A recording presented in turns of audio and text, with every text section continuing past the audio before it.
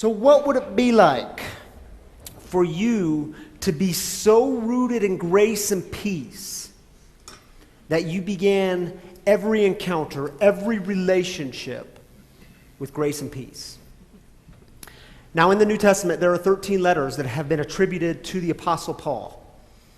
And it is almost unanimous among scholars, biblical scholars, and they say, Paul probably didn't write all 13 of them. He only wrote 7 of them. And these 7 letters are called the undisputed or authentic letters of Paul. And it's not that there's anything wrong with the other 6 letters, but there are some stylistic differences.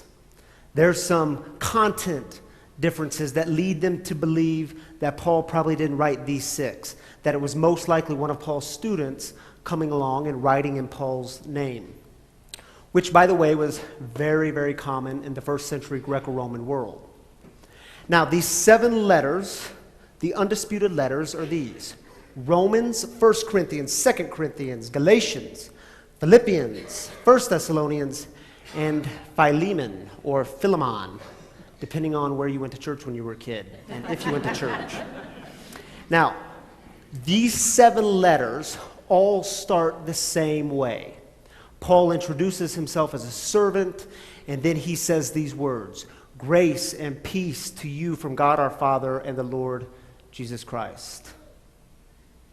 Here's how he starts it in Philippians, where we will be hanging out for the next 4 weeks. Philippians chapter 1, verse 1 and 2. Paul and Timothy. Now, Timothy is one of his sidekicks because Paul loved traveling with people and doing mission with people. Paul and Timothy, servants of Christ Jesus, to all God's holy people in Christ Jesus at Philippi, together with the overseers and deacons, grace and peace to you. And everything Paul did, he started with grace and peace. What would it look like for you and me and everything that we do to start with grace and peace? Now, grace, it's this Greek word charis, and it comes from this other Greek word chairo, which means to rejoice. Now, a standard greeting in the first century, if you were to write a letter, you would use the word chare, which literally meant greetings. What does Paul do? He turns it a bit on his head. He doesn't say chare, but charis. If you're a first century hearer of this letter, you are turning your head a bit. You might ask the person next to you, wait a minute, did Paul mean to say charis? Yeah. Paul meant to say charis. Paul meant to say grace. Commentators tell us that grace can be understood as that which affords joy, delight, pleasure, sweetness, favor. It's a gift, and for Paul, grace is always a gift given by God. It's something that is freely given, and it's never to be earned. If you have to earn it, for Paul, it is not grace, it is something else. So what is Paul saying when he opens his letter to the church of Philippi with grace, joy, delight, pleasure, favor, sweetness, the gift that is so freely given, all of these things be upon you? But he doesn't just stop at grace, he then moves to peace. Now, peace is another really fascinating word in the Greek. It's this word eirene, and it comes from a Hebrew word. So y'all remember, New Testament written in Greek, Old Testament Hebrew. Eirene comes from the Hebrew word shalom. Shalom is an awesome, awesome word because it means so much more than simply just the absence of war or the absence of conflict. Shalom can be understood as wholeness, harmony, integration of mind, body, spirit, being in harmony with yourself, God, and others. And check this out. Every time except for once, every time the word eirene, peace, is used in the New Testament, do you know it's always used in the here and now? It is not something in the future. It is not longing for the absence of. It is something to be experienced in the here and now, right here in this moment. So, I mean, do you see what Paul's doing when he opens his letter with grace and peace? It is loaded with all kinds of goodness and well-wishing. And let's keep going. Verses 3 and 4. Now, don't worry, we're not going through the whole chapter. I just want to give you all the 30,000-foot view here so you can get a big picture of what's happening in Philippians. Verses 3 and 4. I thank my God every time I remember you. In all my prayers for all of you, I always pray with joy. And now, can't you just imagine Paul writing this letter on the beach somewhere as he reclines back and he remembers his people with affection? And he's probably sipping one of those umbrella drinks, colorful, pretty umbrella drinks. But y'all know that's not true, because where's Paul writing this letter from? Inside the walls of a prison where he's in chains as an inmate. Here's how he describes the experience. Verses 12 through 14. Brothers and sisters, I want you to know that the things that have happened to me have actually advanced the gospel. What is the gospel? It's translated, always translated, as the proclamation of good news. For Paul, it's the good news of God's love and grace for all people. The whole imperial guard and everyone else knows that I'm in prison for Christ. Most of the brothers and sisters have had more confidence through the Lord to speak the word boldly and bravely because of my jail time. And he goes on to say, yes, I will continue to rejoice. And now if you're like me, your impulse says, come on, dude. Do you remember where you are? You're in chains, in prison. What do you have to rejoice over? But it's true, isn't it? And sometimes we get glimpses of this. Like I did when I got home Thursday evening, and I had round 2, another round of letters from the prisoners down in the Florence maximum security prison that we've been working with. 89 letters showed up at my door. Letter after letter after letter, these guys were talking about joy. My wife Tammy can attest to this. Some of the letters were written out to both of us, and so we read these letters together. They talked about joy. And my impulse, again, my initial impulse was, man, what in the heck do you know about joy? You're in prison. You've been for the last 20 plus years. What do you know about joy? Letter after letter after letter, they spoke about things like freedom. Freedom? What do you know about freedom? You're in a maximum security prison. And by the way, when they talked about freedom, it was a lot like Irene, a lot like peace, because it wasn't this kind of freedom, oh, when I get out of here, then I'll be free. It was that kind of freedom where it was about the here and now, and they were experiencing it in this moment.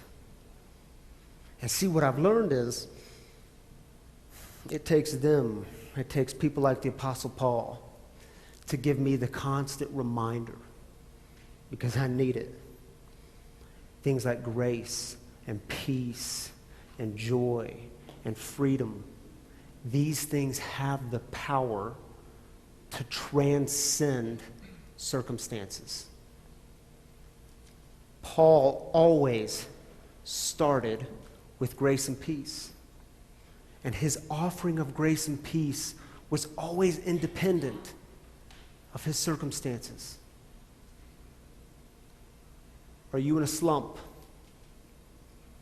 Is life not going for you the way you thought it would go, the way you hoped it would go? Are you simply having a bad week? Go out and lift others up. Lift others up. Oh, come on, Ryan, what are you talking about, man? I mean, I'm the one having a bad week. I'm the one that's in a slump. Shouldn't others come along and lift me up? Go out and spread. Go out and offer. Pour out a bit of grace and peace.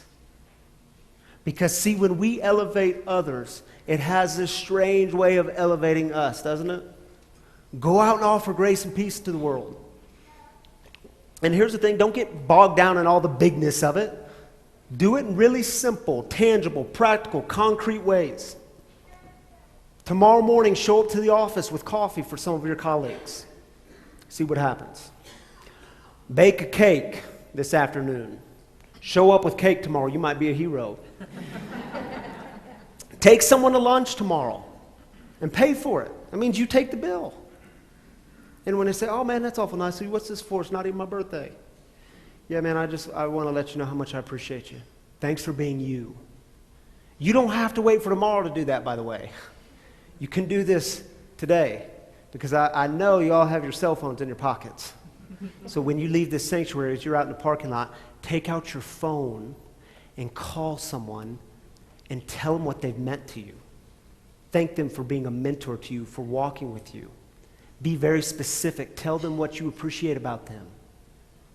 I mean, what would it be like for you to be so rooted in grace and peace that you began every encounter, every relationship with grace and peace? And I have to be honest with y'all. There have been moments in my life, there are still moments in my life where grace and peace have not been my starting places. You know, my parents divorced when I was 5 years old, and I've shared this story with you all before. It was a really, really ugly divorce, and it stayed ugly for lots and lots of years. And see, my stepdad, he came into my life shortly after the divorce. And man, from the time I was a little boy all the way through high school, I mean, we were tight. We had a solid relationship. He was a mentor to me. That dude taught me taught me what it meant to love. He taught me about marriage. Taught me about Jesus. Taught me about grace. He was a father figure to me. See, and then I went to college. And you all know about my first semester in college. It was an absolute mess of a disaster. My brother was killed in a car accident. It turned my whole life upside down. Everything I thought I knew was no longer existed, and it had this strange way of opening my heart and my mind to ask a brand new set of questions. And so I went on this journey of through philosophy and theology and religion and politics. And this really strange thing happened to me come my third year in college. It was strange. I had all the answers. And I started to see my role differently. See, I thought I was supposed to go home. My new job was to go home, back to my small town in mid-Missouri. And what they needed from me, what Rob, my stepdad, needed from me, was he needed Ryan's truth. He needed it. And let me tell you how that worked out for me. To make a long story short, it wasn't just that it put a rift between me and Rob, me and my stepdad. It completely damaged that relationship. It was, to me, unrecognizable. Man, there were times in my early to mid-20s, I wondered if this relationship could ever be repaired.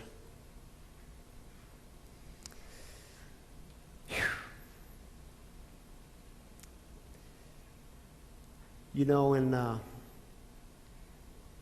there were times in my mid-20s where I'd say, man, I just don't know why he's acting this way, why this is happening, why this isn't happening.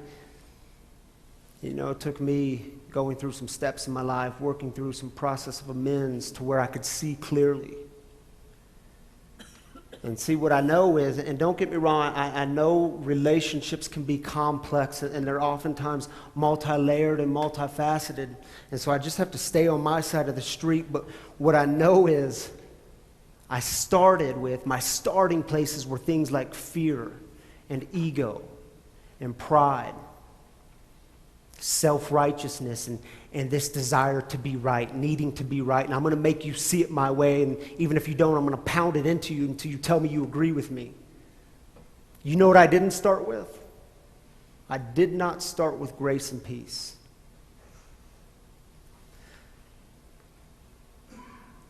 Think about some of the relationships in your life. Have you ever started with these things? Fear, ego, pride, self-centeredness, self-righteousness, needing to be right. How'd it work out for you? If you're still starting with these things, how's it working for you? I mean, maybe it's time to give some of that up. Because you know the holidays are coming. You know Thanksgiving is just a few short weeks away. So that means you're going to be sitting at the table, and you know that uncle's going to be there. And that political discussion is going to get heated, like it does. And you'll have some decisions to make. Are you going to start with grace and peace? Joy, pleasure, delight, favor, the gift that is so freely given, wholeness, harmony, integration. All of these things be upon you. Or will you start with something else? And when that brother-in-law, like he does, when he tries to pull you into that religious conversation, the one that you have zero interest in because you're here and he's here, what's it going to be? Are you going to start with grace and peace or start with something else? And when that friend comes along and she loves to tell you how to raise your kids, she loves to tell you everything you're doing wrong, and she's got all the answers, even though her life is a complete disaster, what's it going to be? Grace and peace or something else? I mean, what would it look like for you to be so rooted in grace and peace that you began every encounter, every interaction, every relationship with grace and peace? And see, in my experience, if we're not rooted in this stuff, if we're not rooted in it, then grace and peace aren't likely to be our starting places. You know what I mean? And weren't there moments in your life where you encountered God's grace? I mean, it was that kind of grace that led you to peace, to shalom, to something deeper. And you know it had nothing to do with you doing enough or being enough, because you know God already looks at you as enough. You know it had nothing to do with you earning it, because this kind of grace can't be earned. It is simply freely given. I mean, do you remember these moments in your life? You've had them. And Paul, man, the Apostle Paul, he was so deeply rooted in this stuff. His story, you might remember his story. It's told in Acts chapter 9. You remember this story? He was walking on the way to the city of Damascus. He was going to Damascus because he was rounding up some Jesus followers, some people who saw God. He would have said he's a godly man. People who saw God very differently from the way he saw God.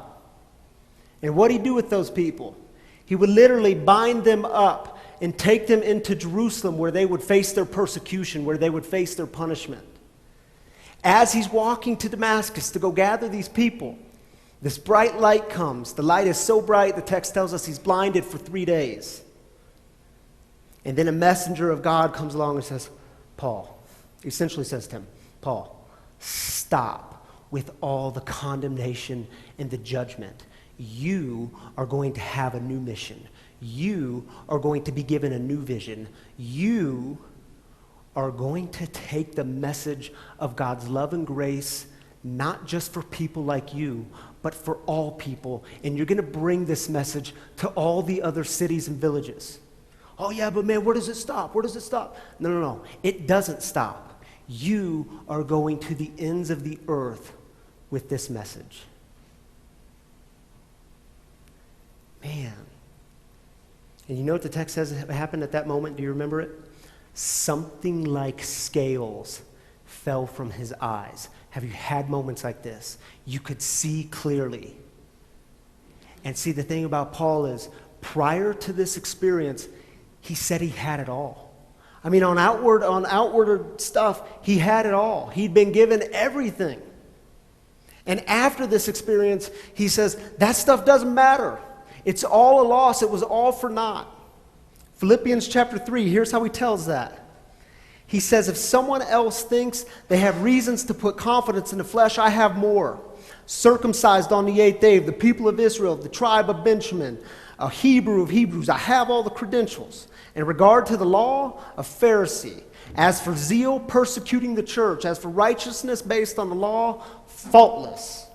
But whatever were gains to me, I now consider loss for the sake of Christ. I mean, dang. What would it be like for you to be so rooted in grace and peace that you began every encounter, every relationship with grace and peace? For grace and peace to be our starting place, we have to lose some things, don't we? You see, my relationship with Rob, my stepdad, it's repaired now. It's good. It's solid. It's one I treasure. But only because of God's grace. Only when scales fell from my eyes and I could see clearly. Only when I can consider those things a loss. The fear, the pride, the ego, the self-righteousness, that crazy desire to have to be right all the time. That stuff has to be lost. And see, the thing about grace is it's the thing that drew me into the United Methodist Church. And see, if you consider yourself a United Methodist, grace is so much a part of our story, so much a part of our roots. Remember, it was John Wesley, the founder of Methodism. And Monty shares a story with me often. Where's Monty? Is Monty here today? I saw him earlier. He's in the back. 11 o'clock. He's telling us the story of grace all the time for United Methodist. It was John Wesley who said this in a sermon. He said, "Is your heart right as my heart is with your heart? If it be, give me your hand." See, we don't have to think alike to love alike. Is your heart right? Then give me your hand. Because see, we're not united by beliefs and doctrines and dogmas. The thing that unites us always is God's grace and peace. What would it be like for you to be so rooted in grace and peace that you began every interaction, every relationship with grace and peace?